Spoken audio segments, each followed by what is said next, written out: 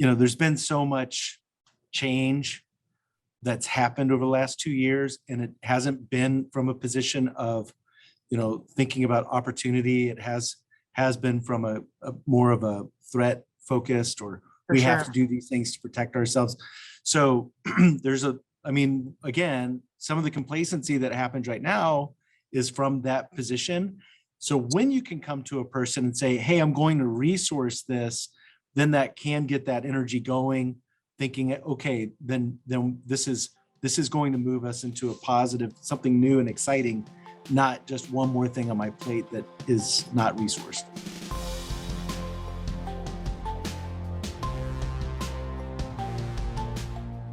Hello, everybody. I'm Rachel Phillips-Buck, VP for Student Success at Ferris Resources. You've joined us for Cap and Gown. Matt, thanks for joining me. I'm Matt Boisvert, serve as president. It's great to join you today. Oh my gosh, you guys, I have missed you. So we have had 2 weeks, off, but I've been sad because I text Matt at 2:00 on Tuesday for the last 2 weeks and say, we should be doing our podcast right now. We had illness. We had COVID in our office 2 weeks ago. And then last week we were on a campus. So we have had to delay, but we're super happy. I'm glad to see all of you joining us. Let's see, it is February. This is the shortest month, thank goodness, because it is also known as the hardest month. Yeah. Both for our students and for our colleagues. It seems like every conference we go to scheduled February. For sure. So February and October, are the times when we just are going back to back to back. It's really nice to have a team so that you remember, Matt, in the early days, you and I just would have to go to all of them. But it's really nice to have a team so we can spread that out. But we are going to a lot of conferences this month. And so hopefully you will see some of you guys at those conferences over the next couple of weeks. Yeah. Okay, remember our theme is change. So we are talking about this book, John Kotter and Change. I want to start. What's that? Well, I have a different book because I was thinking if we're going to get started on change, which your book, Mine's called Change, How Organizations Achieve Hard to Imagine Results in Uncertain and Volatile Times. What's yours called? And I wanted to go back to a time when it wasn't so volatile and uncertain. And this is Kotter's earlier book called Leading Change. And I really like it because of the penguin. There's a penguin on the front. There's a penguin on the cover, but we're talking about change today. Yeah. And so I'll remind you that last time we were together, we were talking about moving from surviving change, which is just like, oh my gosh, everything's a wreck and changing. And then moving into thriving change, which is here's what I need to be able to thrive in the new year. So I am super excited about our topics today.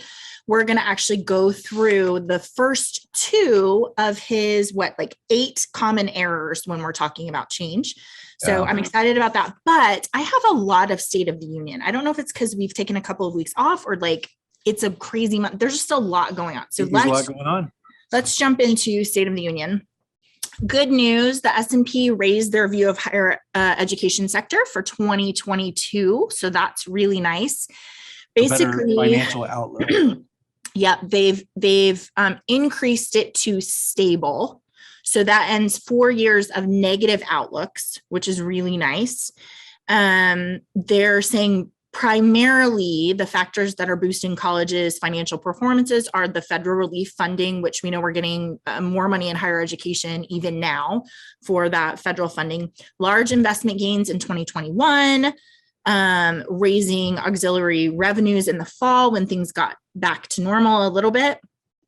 They're saying a lot of the risks that still exist are credit quality, enrollment pressures, inflation, staffing issues, cybersecurity breaches, and the possibility of events like governance scandals or social unrest. So there's still a lot of stuff we have to think about. And also it's an interesting report because they're like, yes, we're increasing this to stable, but there is so much variance. Yeah, for sure. Based on the school we're talking about, right? So disparity, the difference between if you have $1 billion in endowment, right, and a school that has $15 million in endowment. So definitely there's a wide spread on that, but Yeah. overall, the nice thing is overall they're saying that the market has stabilized. Yeah, When 2 years ago there was so much uncertainty. for sure. So that's good news. Also, I'm so happy with the State of University of New York, which is the SUNY system. So they have stopped withholding transcripts for student debt. Matt, you remember you and I talked about an estimated 6.6 million students have stranded credits. I mean, hold on. 6 million students. Yeah. That's not like in SUNY. That's like 6 million students have stranded credits. So it especially hits adult learners, low income students, those who are members of racial and ethnic minority groups.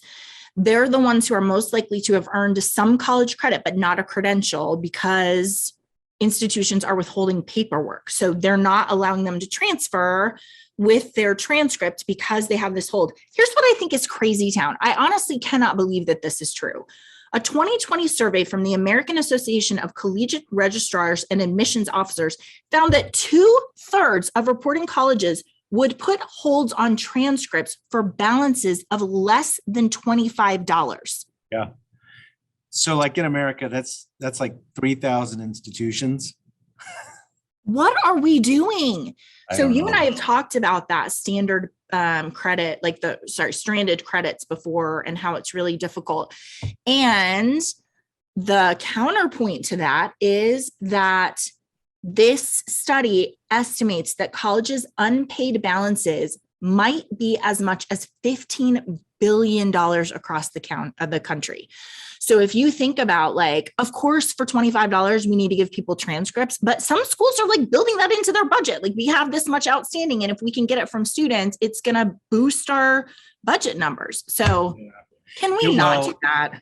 One, it reminds me of UT San Antonio that figured out if we have students with $150 on their balance, we can, if we release that, get them back into school to complete their degree. They increased completion significantly. I need to go look up that article because I love it so much. They just like had all these people who had like 12 credits needed and they had an unpaid parking ticket, and they're like, hey, we've forgiven that, come back and graduate. They boosted graduation rates for those students. It was, I made me very happy. So the other good thing, job. Rachel, is that we've talked about being a transfer friendly institution. Yeah. And if you think about that, so how do we encourage students to transfer to our institution? Also, you should be transfer friendly on both sides. Yeah. But one thing I was thinking about, especially right now with the enrollment kind of uncertainty, is to say, hey, do you have a hold on a transcript at another institution? What's your balance? And if it's under this amount, pay it off for them so you can get their transcript and they can transfer to you. Hey, which reminds me, so I don't know that I've said before, we're about to start a team spotlight episodes of Cap and Gown. So we just have so many awesome members of our team, and I've invited them. They're very trepidatious. They're like, Rachel, please, really? When I asked Brayden, she was like, I cannot think of a worse thing you could ask me to do. But to her credit, she was like, I will come and join you because, she worked in the registrar's office forever. And what you just said is a thing that she would 100% get behind. Like, how do we make the process for students who are stuck with their stranded credits? How do we make that easier so they can come here and be successful? So I love that idea. I think it's great. And you guys can look forward to meeting some of our team members and them talking about their expertise. So I'm very grateful. Okay.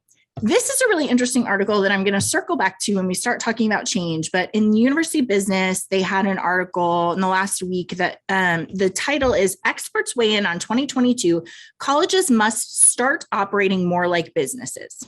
Okay. So I don't know if you saw, some very big school just hired a president who has no higher education experience. I think he's a lawyer. There's also a lot of kind of movement around hiring presidents who are like from accounting or they're entrepreneurs. So they don't have this higher education. And it's because of this idea that you have to start running your school like a business. You have to start talking about ROI to students because it's so expensive. You have to start tying this to career outputs, because students and parents are getting more savvy, right? So they want to know, what is your career center? What are your placement? Like, to help me understand how this is going to help my student get a job. And so, especially with the pressure that's coming like from Google, who's doing micro credentials and alternative education paths and all of that kind of stuff, there's a lot of pressure to think about our institutions like businesses, which I think there's some balance there, right? Because yes, there are business principles that can be applied to higher education. Matt, you and I are always talking about taking something that is just always true and standard in one industry and moving it over to another, and how that can be so novel and super helpful. But also there are some nuances and things that are really special about our institutions that you have to be very careful of when you just start talking straight ROI, right? I think you have to be very careful. So I'm sure as I look at those who have joined us today, that some of your institutions are run by former faculty and from the academic side, and others are run by either someone with a law background or someone who has been successful in business or on the financial side. The thing that when you talk about running it like a business, as you know, not all businesses are the same. Yeah. If we're running it like an oil company, that's gonna be different than if you ran it like a high touch service oriented business like the Ritz-Carlton. You know, if you imagine those CEOs, how would the CEO of Ritz-Carlton run a university? I'm behind him. I like his approach to care. There are others who don't understand the difference between a business that runs commodities and a business that is where service is at the center. So yeah, for sure. Well, we will circle back to that, because I think that is addressing part of the change piece. I think is pretty important, but it's an interesting sort of perspective on 2022. Okay, in other great news, California is offering their students $10,000 towards college for 450 hours of service work. So it's a new college service program called Californians for All College Corps that gives eligible students $10,000. It is $7,000 for living expenses, and then $3,000 for education, like an education award to be used for tuition and that sort of thing. They're investing $146 million in this program. 6,500 college students are going to be enrolled. And so they're just having to say, like, here's your 450 hours that I've done, and then they're going to give you this money. Critics are saying, kind of cautioning, make sure that you're using students for volunteer positions, not that you're eliminating paid positions and then putting students in there, because then you're firing workers and taking this money and giving it to students. So probably don't do that. But I think it's an awesome way to kind of cover what Pell is not covering. And so that's really the goal. Lots of low-income students, eligible immigrants, aims to help students graduate with as little debt as possible. So great. Well, what I like about that, I think about some of our schools that really encourage community service and actually build that in as an expectation. Yeah. If you're a presidential scholar, we expect that you'll earn this number of community service hours. I really love that. So I don't know, for a lot of our private institutions, it seems like you could do something like this that is more closely aligned with your mission and supports your local community, and it builds great goodwill for the town or city that you're in. That's right. It's a win-win. And I don't know if you read this article about like rural schools, but a lot of times they're saying schools are in communities that tend to be less conservative than they are. So they may be like the most liberal kind of conglomerate in this town. And so there's a lot of friction between kind of the people who live in the town and then what's happening at a university. It's a great way to build community buy-in, to say, like, we want to serve you and we want to be great partners to you. And here's how we're incentivizing our students to come and do work that's going to help people in our community. Integrate or expand in the community, not be isolated and separate. Yeah, for sure. Okay. Okay, on the lighter side, which this one makes me want to die. So I just want us to all have solidarity with this poor person who did this. Like, it's pretty awful to imagine being this person. Oakland University in Michigan accidentally sent emails to 5,500 of its admitted students, notifying them that they're going to receive the university's highest scholarship, which is an award worth $12,000 for 4 years. So they basically sent it to every admitted student by mistake. This is your worst nightmare. I would want to die. I mean, I can't, it's awful. It is so awful. So they said it was due to human error. The correction was sent to all of the students within 2 hours. Like, sorry, just kidding. You and I were saying it's like, it was the happiest 2 hours of some of those students' lives, where they just were like, oh my goodness. Yeah. Dang it. That's terrible. It's a tough recovery. Yeah. Hey, you should do a whole podcast on recovery for that kind of thing. Like, in service recovery, like, what do you do to make that okay? Goodness gracious. Okay. Now, the last one I have for you, have you seen this about Ashlyn from California, who is at, I don't even remember what institution this is, but it's in the Northeast. Okay. Which, has been hit by a gigantic snowstorm. So Ashlyn is out of her room. She's in a res hall with like 3 other women. She's out of her room and somebody is like, hey, I'm so freezing cold in this room. There's snow in here. And she's like, what do you mean? Like, our other roommate said it's coming from my room. Is that true? Like, I just left the window open a crack. They're like, yes, I think so. And they're like, all right, well, you go get the spare key and go look in my room and see what's going on. Matt, the roommates like put on their winter coats because it is ice cold in their room and there's snow everywhere. They open the door. The window is wide open. The bed is completely covered in snow with an inch or two covering most of the floor. Her desk, her chair are covered, like her shoes are covered. There's snow everywhere. Everything is destroyed because of water. And she's like, sorry, I didn't know. I wasn't the roommates were so kind. They got like a dustpan and they started like scooping it out. And I think they put it on TikTok within like 4 hours. They got 2.3 million views of poor Ashlyn's room. And she's like, I just didn't know. And a lot of the comments are like, your roommates are being so kind to you, because if I woke up with snow drifting in my room, I would not be very happy. Good friends. Well, yeah. Who knew? You should send a warning if you're in an area which we're about to get hit by a snowstorm. If you're in an area with a snowstorm coming, who knew? You had to send an email out to your students and say, make sure your windows are closed. Yeah. You just never know. So poor Ashlyn, she's making memories. All right, so let's move on to change. Like I said, we're going to talk about some of the errors that come when you're trying to make this change. And I just want to say, we really are trying to move from this forced off balance because everything's gone crazy for 2 years to, okay, it's time for us to be strategic and to choose what we need in order to be thriving in our work, but also just personally. Yeah. I want to call your attention to this article. Shauna will chat it to you guys, but it's Inside Higher Ed. It's called Making Leadership Matter. It's written by 2 former presidents. They have a new book called Leadership Matters, Confronting the Hard Choices Facing Higher Education. So I would really recommend you read this article. It's on my book list. I want to kind of dig into this.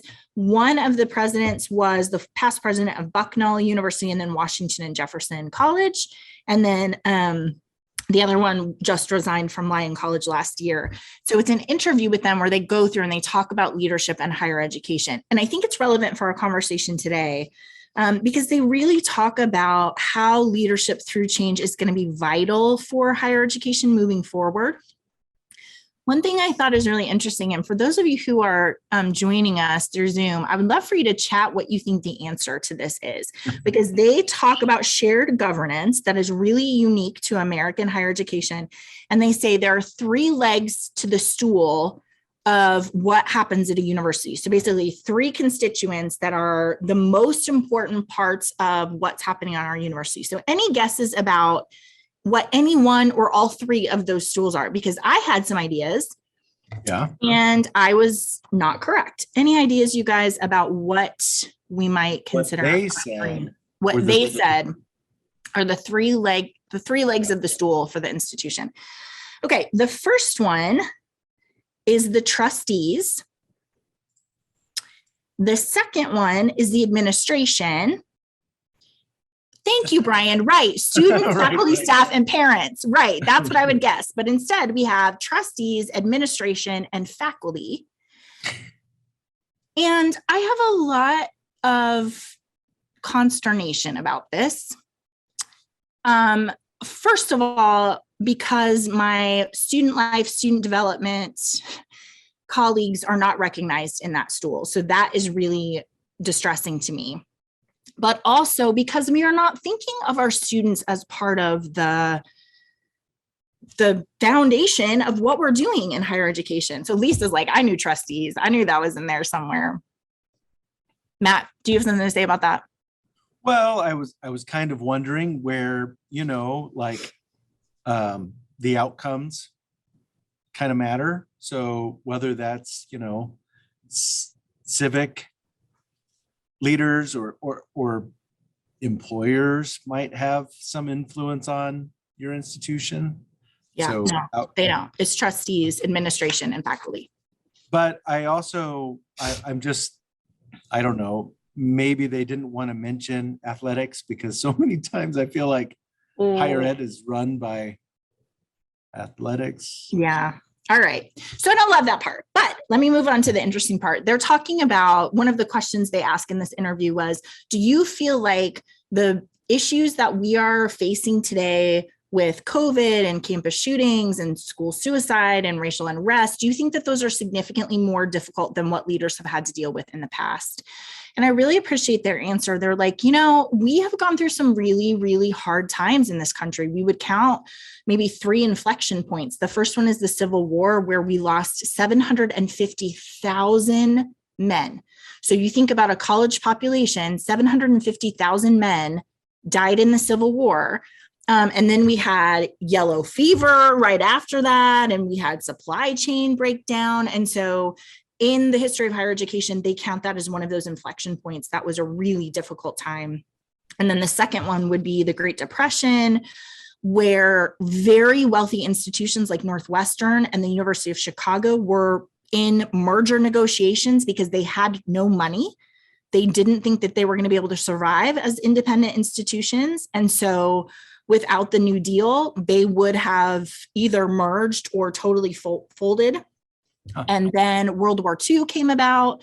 And so it's just really hard to know all of the forces in higher education in that inflection point that people are managing. And then they're pointing to this time right now as a third inflection point, which I think is really interesting, right? So this idea of like, we have waded through hard times before. It's just, we don't have people from any of those inflection points that are still around to help guide us, which is one of the difficulties because we're talking, 80 years ago. And so we don't have those people in those. And then they also talk a lot about how leaders are created during these inflection times, and that you just have to figure out how to find a strategic leader, not either like a leader who's just like presiding over the campus, like, yes, I'm the father of this campus, and not a leader who's like a bull in a china shop where they come in and they make all these changes, but then they wear out their welcome, right? And people are like, you got to go. You're not being strategic in your changes. You're just changing everything without leading your constituents through this pathway that we're talking about with change. How do you manage change well and with strategic thinking instead of just blow it all up, right? I think really what we're talking about today is how to avoid being that either the person who just presides over, an what institution yeah, doesn't want change, or on the other side, the person who is so forceful in change that no one wants to get behind it. And so really talking about how do you balance it so that you can bring everyone on board with really what needs to happen. And really the thinking about it in terms of opportunity and what we can bring to this institution. Well, I think we've all been around a bull in a china shop, and that for some can be really exciting, but it is not sustainable. Yeah, that's right. The last thing I like about this article is they both say that empathy is an incredibly important quality for a president to have. And they talk about things like when your faculty member publishes a new book, you should go and get it and read it and talk to them about it. And when you have a student death, you need to go and you need to be the chaplain and the encourager and the comforter. And I think it's something, we talk about empathy fatigue, but one of the ways to be a great leader, Matt, to your point about service, running our business, our college like a business, okay, but we have to have empathy at the heart because it is a people business. It's why we like this business. And we're not making widgets that we can just turn off empathy and apply logic. There's a lot of, like you and I are always talking about, I see you, I connect with you, I'm concerned about you, you're part of our community, let's stay close together. So I think it's a really interesting perspective when we're talking about running it like a business. If you want to run it like a business, again, Hort Schultz, or thinking about Harris Rosen, and just how, at the center, they care. That is true. In hospitality. Yeah. Okay. Well, that is the State of the Union. I would like to move over into how we manage change, going from a survival perspective into a thriving perspective. I think it's really funny when I told my husband that we were talking about change today, he was like, do you mean how it's terrible and should be avoided at all costs? Which I think is a valid reflection for some people, right? Like that is a really terrifying perspective of like, I don't want change. And you remember, Matt, we talked last week about 3 weeks ago, we talked about how change is inevitable given what's happening in the world. And so we have to become masters of change instead of just closing our eyes and saying, I can't do it. Right. So that's really this process that we want to walk through over the coming weeks. So a really big barrier, in fact, Cotter's very number one barrier to change is allowing too much complacency. So let's talk through why complacency is a mistake, why we have to be really careful to not allow that to just kind of hang around us, and then some strategies for how we can move from a sense of complacency to a sense of urgency, which I think is a really important first step, right? So Matt, you're exceptional at this. Complacency comes when people say it just is what it is. Like there's nothing to be done. It just is what it is. This is the environment we're in. I'm tired. I have too much stuff to do. I don't have enough resources. I feel like we're going down the wrong path, but what are we going to do? Because it just is what it is. You just have to ride that wave. Yeah. And you're always good. I think our team loves working for you because you're like, no, that's not how we're going to do things. It's not, if it's not working and it's not good, we're not going to be long suffering. We're not going to have patience and complacency. Patience is a virtue, for some people, patience is a virtue, but Matt's always like, no, we're not going to be long suffering. We're not going to just hang around in this. We have to have a vision and a way to move to urgency so that we're not just going to sit here and try to survive this wave that's coming. And it's such a different way of thinking about things because it's so easy to get stuck in that it just is what it is. There's nothing to be done. Right. Yeah. Well, I've gotten in the most trouble in my life when I've tried to go against the status quo or inertia that has been set into a culture. And really a big part of that is not taking the time to understand why are people complacent? why aren't they seeing things the way that I do? Or why don't they feel the same excitement or urgency to get moving on this? Because it's a great idea. And so the first piece, I think, there's just a lot of people have heard it all. People come and go and they say, oh yeah, I'm going to shake it up. And they're like, I've been through this before. I'm just going to wait it out. I'm just going to wait this one out. Why do I need to act now? Yeah. And I also think, I have worked for a boss who the word on the street was, he always has urgency about changing everything until he says it 4 times, you don't have to pay any attention.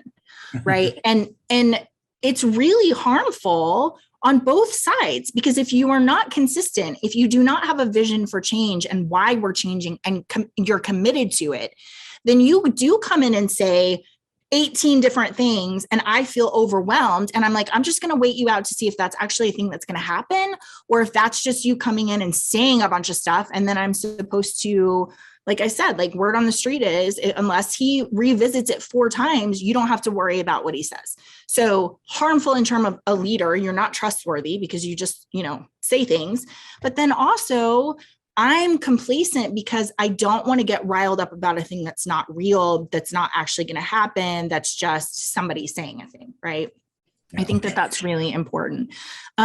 Also, Matt, we always have this wrestle with creating urgency, which is if you're talking to a person who feels like it just is what it is, this is just really stressful, I just have too much work, I have too many hats, which I think a lot of people in higher education is right now. And I say, hey, we're going to change the way we're going to do this.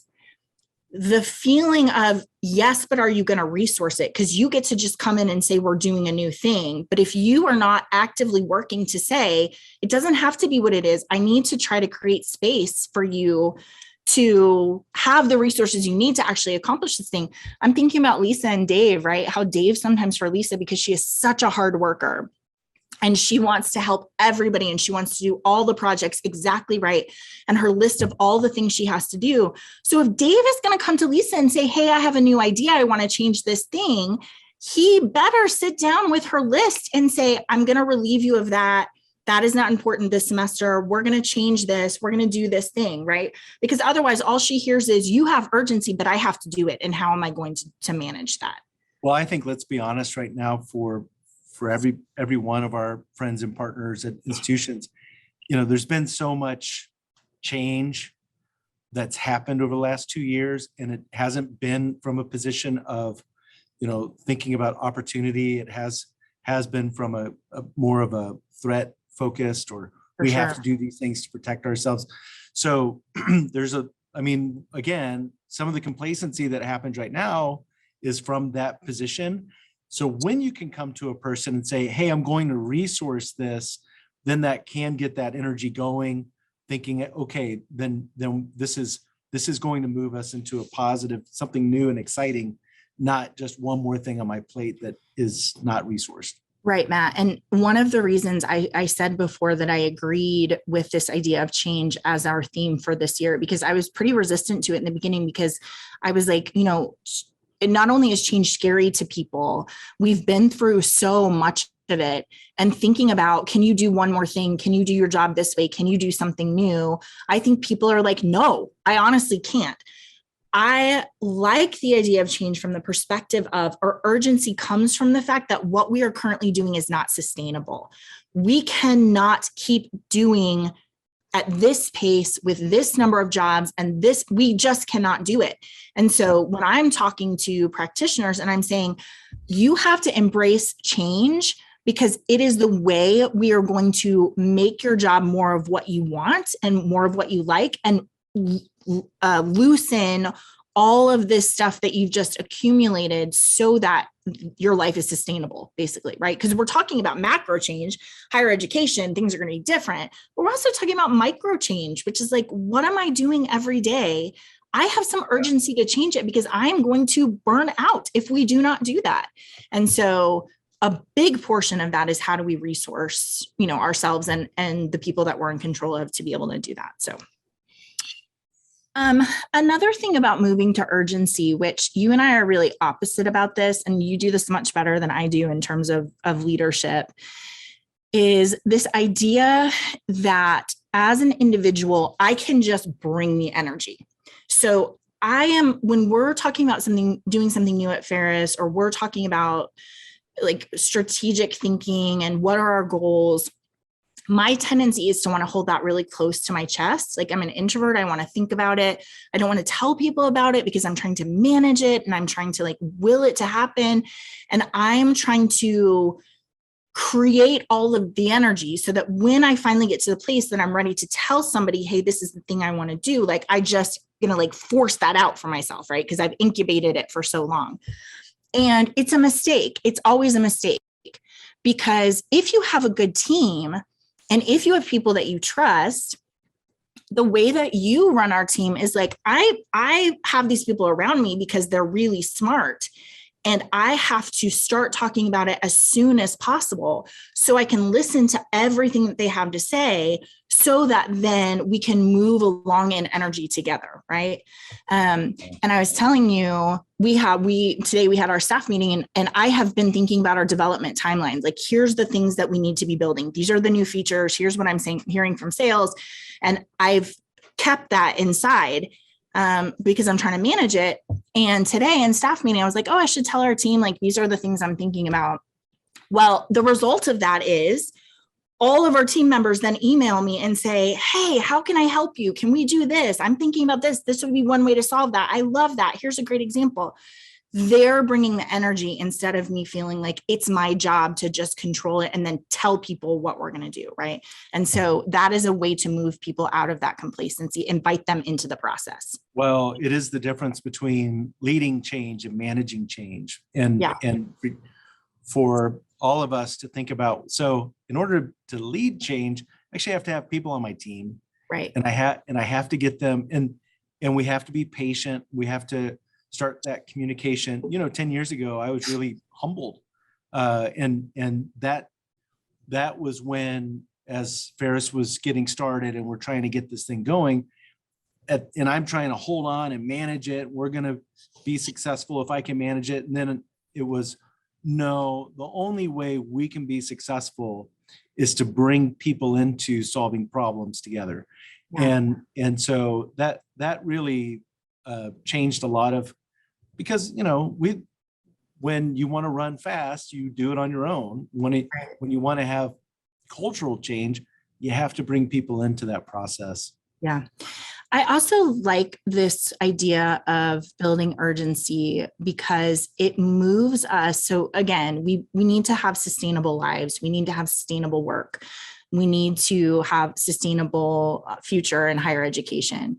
But when we speak it out loud and we have that conversation and we invite other people to bring their energy into it, it really creates accountability. So, we've been saying with our team, like, hey, what do you need to thrive? That's one of our goals of Ferris this year. We want to keep our best team and we want to help them have a life that they're thriving in.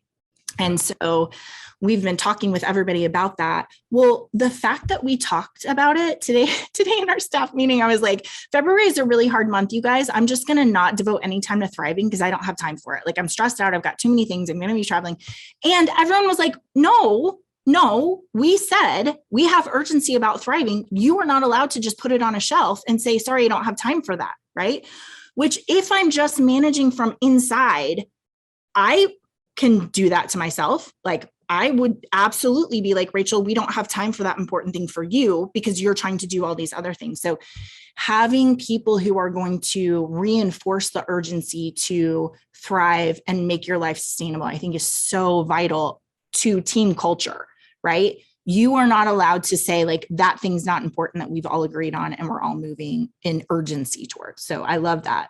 I think that team culture, leading change is about leading toward a culture shift, and having that accountability is, I don't know how else you start that process if you're just trying to hold on you're not leading change.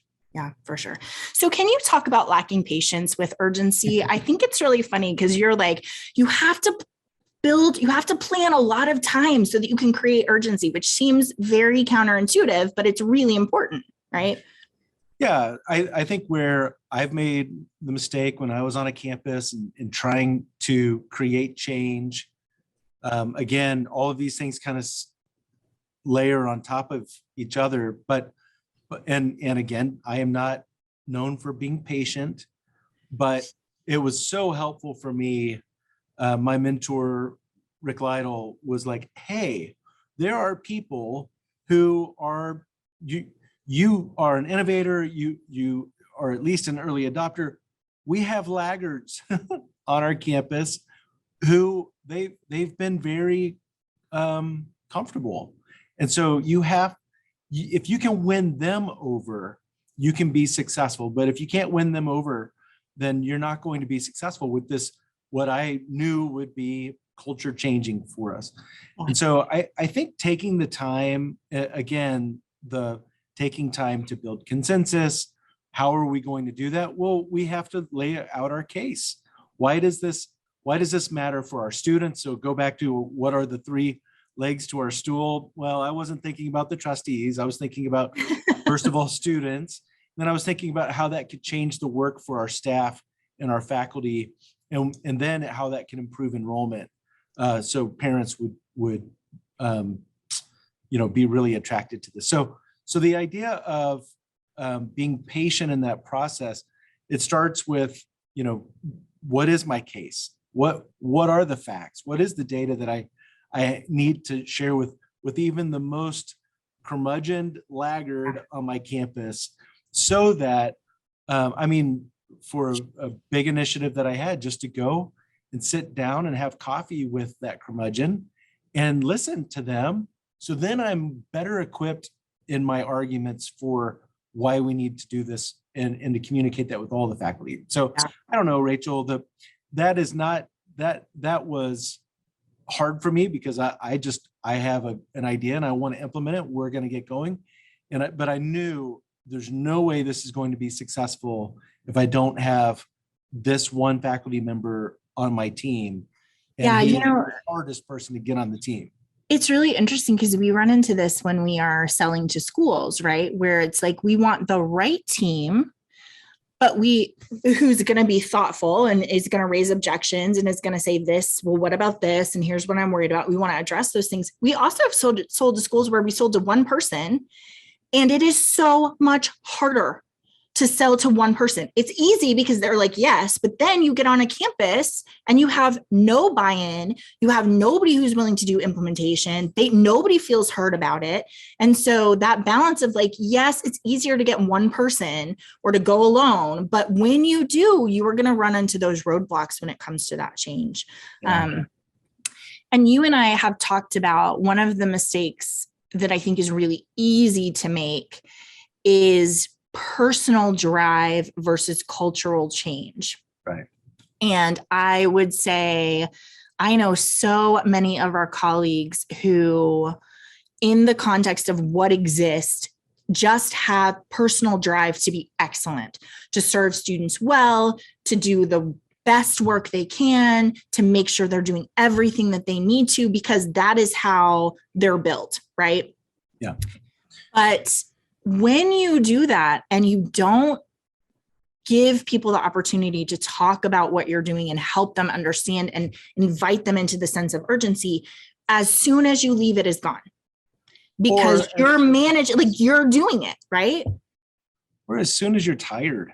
Yeah. And I think that's the other, what we're dealing with right now. It's not just, so of course, I think you and I both have this experience where, because we drove it, it was driven by us. It didn't get down deep into the fabric of the institution. So when you left it, it left with you. I mean, it stuck around for a little while, but the essence of it started to fade. Right. And people forget the passion behind it. So it is why it's so important when we talk about change, that we look at it from I'm doing this because I'm so passionate. It's the right thing to do. It's going to change lives.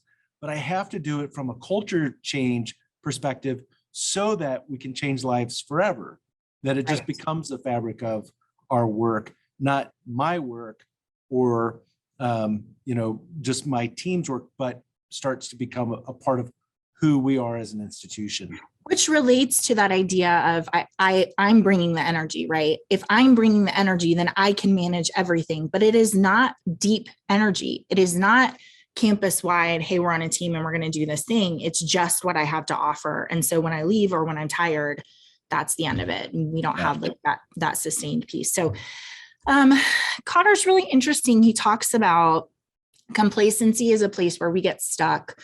We have to lead into urgency. And he has a couple of suggestions about how we do that. I think he is very much talking at this place about macro, how we're moving institutions and our offices and our colleagues and our teams through. And so I want to talk about that. But I also want to say, I'm a counselor, so I want us to do some self-assessment and micro, like, how are you doing? And I cannot emphasize enough the urgency you should feel to get to a place where you have balance and health and sustainability. Yeah.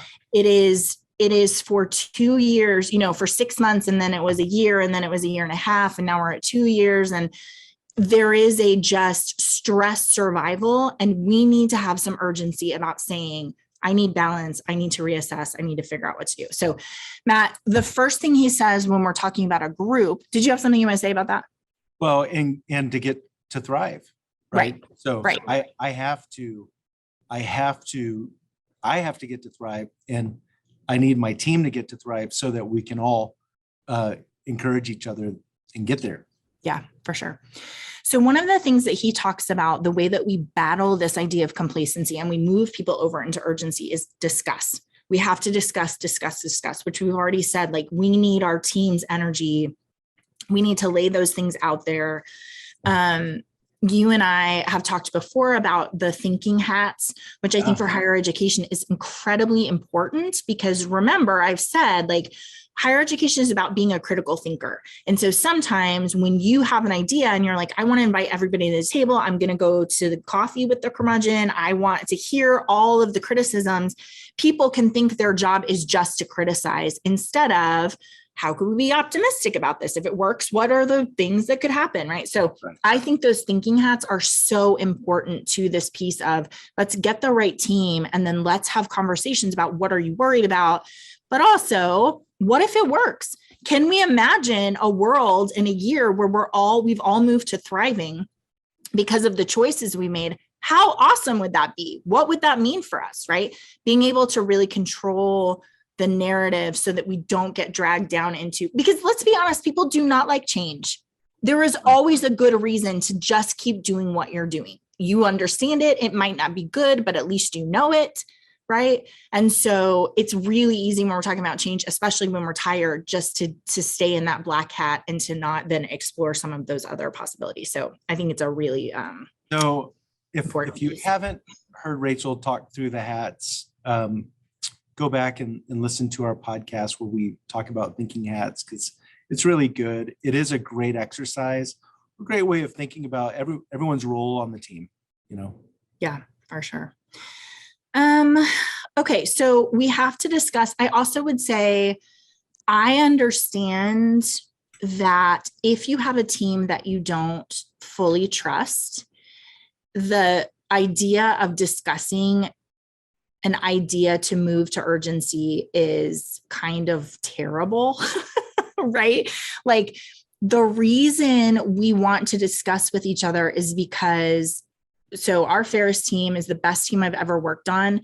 Everybody on our team, I want their brains on whatever the problem is in any realm of my life. Like, I just want those brains to help me think through and figure out, because I trust them.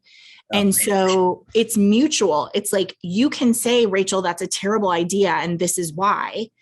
And at the same time, so we laugh in our office because I'm often saying, like, hey, I feel very strongly about this. I think this is the right thing to do. I can be persuaded otherwise, but I feel pretty strongly about it. And the mutual trust where they're like, she's thought about it. She's saying something that makes sense. I trust her. And Z's ability to be like, Rachel, that's a terrible idea. And I'm going to tell you why. And I'm like, help me understand. You're right. That is a terrible idea. Right. So that the ability to be flexible and to understand back and forth, here are the perspectives different people bring. And I trust that we are on a team searching for the best answer, the right answer to help us fulfill our goals is just incredibly important. And I know that that is not a luxury that everybody has. So that is my caveat to that. Absolutely. Did you want to talk about using data to help us understand how to move people to urgency? Well, so if you think about your, the work that you're doing right now, maybe you have an initiative. So in your area, or if you think about some of the big things that are happening on your campus that you're excited about, what are ways that you can, so we've talked about Chip Heath's book, I think, Making Numbers Count. It's great. It's a way of breaking down. So I love data. I'm a data geek. But how do you break it down into a measure that would be compelling to your audience? A faculty member, someone, the dean of the library, what is the measure that would matter to them? And so being able to communicate that. So when we talk about, well, what happens if you have 24 more students retain than the year before? Well, that's an entire accounting to 11 class, So Yes. like what we're talking about is filling up this classroom with students who otherwise we would have lost.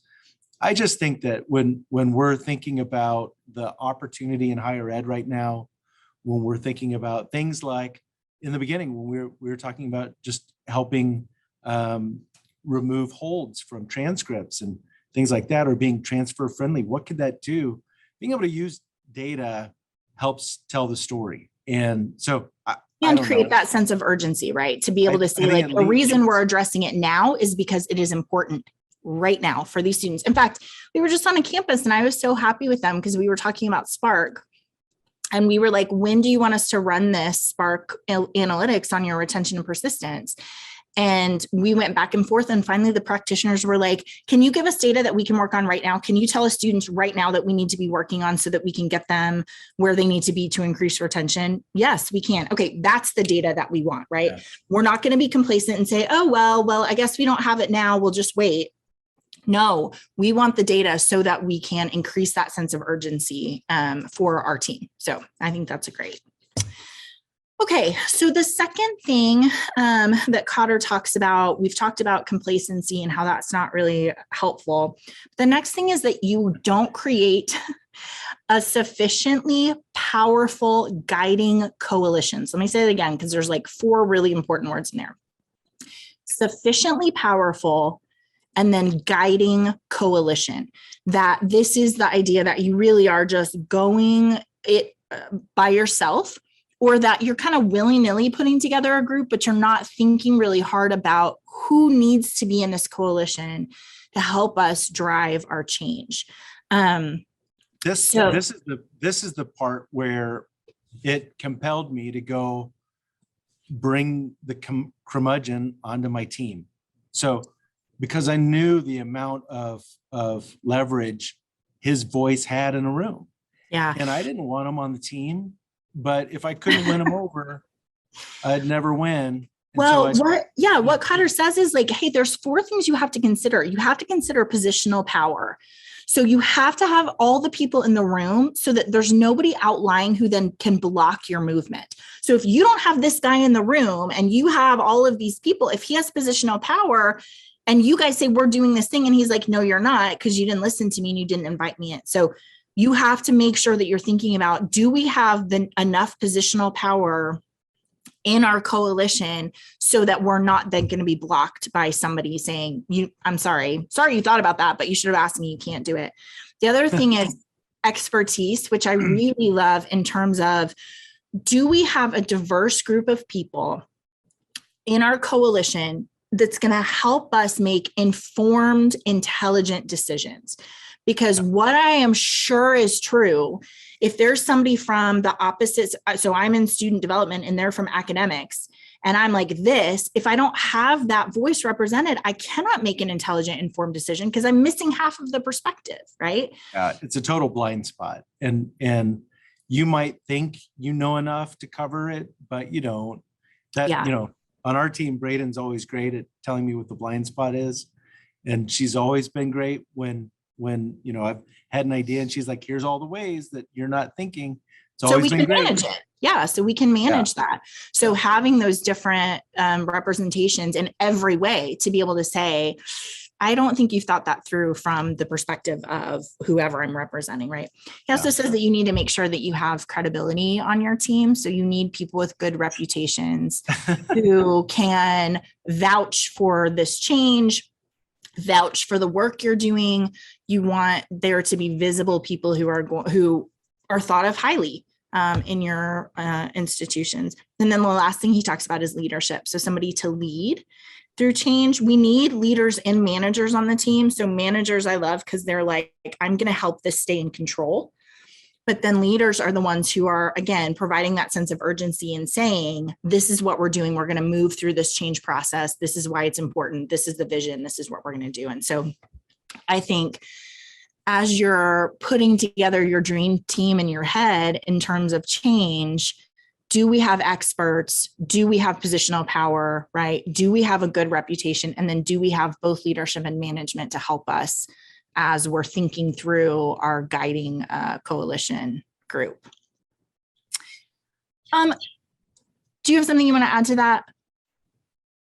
I've got a lot more, but we've talked a lot, Rachel, about just creative power. Yeah. And I think so it's helpful to have the conversations and have those discussions with the curmudgeon. I don't want them on the team so much as I want to understand what the objections are so that our creative team who are operating in terms of future and growth and opportunities that we can work on the challenges. Mm-hmm. But I think when you have someone who's trying to hold you back from being creative, they're trying to hold you into all the reasons why you can't do a thing. I like to know what the reasons are, but I don't like, I think that can suck your creative power away. So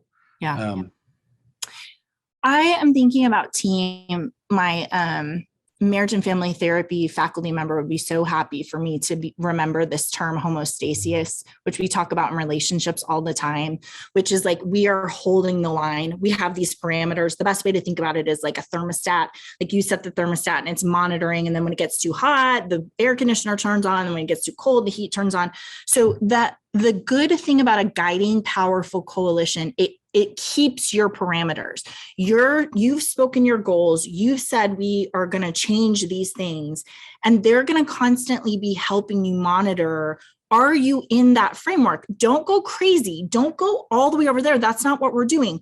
We've defined our change. And so we're going to be constantly closing that feedback loop of, yes, we're doing what we need to be doing. Yes, or wait a minute, we're way out of our parameters. That's not what this group was created for, right? Yep. So I like a good team that's going to say, hey, let's stay on task. Remember what we're trying to achieve in our time together. So being focused on that goal and also working together well as a team is really what will bring you that powerful guiding coalition. And I think so there's more to say as we continue to work through leading change in that next step. So taking this as we've kind of started to build urgency, we start bringing people together, we build our coalition, then we start really packaging up our vision. And that's what I want to talk next about on our next cap and gown, Rachel, is how do we move then to as Cotter says, developing your vision and your strategy, and then being able to communicate your change vision. Yeah. I think that there's a lot to unpack in that, but ultimately in these two steps of creating urgency and then your guiding coalition, the role of trust in this is so important, that you are working with people who you can trust, they can trust you, so you don't have to worry that they're going to sabotage Yeah. the process at this stage.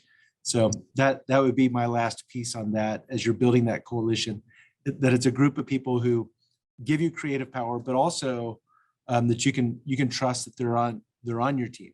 Yeah.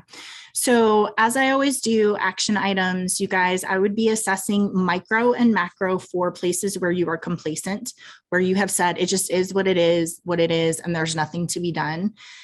Think about that personally in terms of your work. Is it sustainable? Can you move towards a place of thriving? And then also professionally, like how in higher education, are there places where we've just been complacent and said, yeah, there's nothing to be done about that? And I would challenge that thinking for you to move towards urgency in that. Also, talk with your team. The stress and pressure, like I said, like I do, where I'm trying to manage all of that internally. There are people who want to move and change with you. And so releasing that and having those conversations and having the patience to build the urgency for your team, I think is really important. And then lastly, we're always encouraging you to think about the champions on your campus, your creative partners who are going to approach any sort of change with that. Okay, here's what we can do, right? Here's some ideas I have. Here's ways we can solve those problems. Those partners are just so valuable in general. But when you are trying to change and move from surviving to thriving, they're going to be great resources for you, kind of starting from a place of, yes, how can we, instead of, nope, there's nothing to be done about that. So those are my action items for you. Strongly suggest you get the book. It's a great book. Next week, I'm going to be joined by Dr. Sherry Woosley. I'm super excited for her to come. We're going to talk a little bit about career and ways that we're feeling kind of weary, but also some really great things we can do. And then the week after that, I think Matt will be back with me and we will continue our work and change. So you guys be encouraged. You do great work. Thank you for spending time with us. Yeah. Have a great day. Have a great day.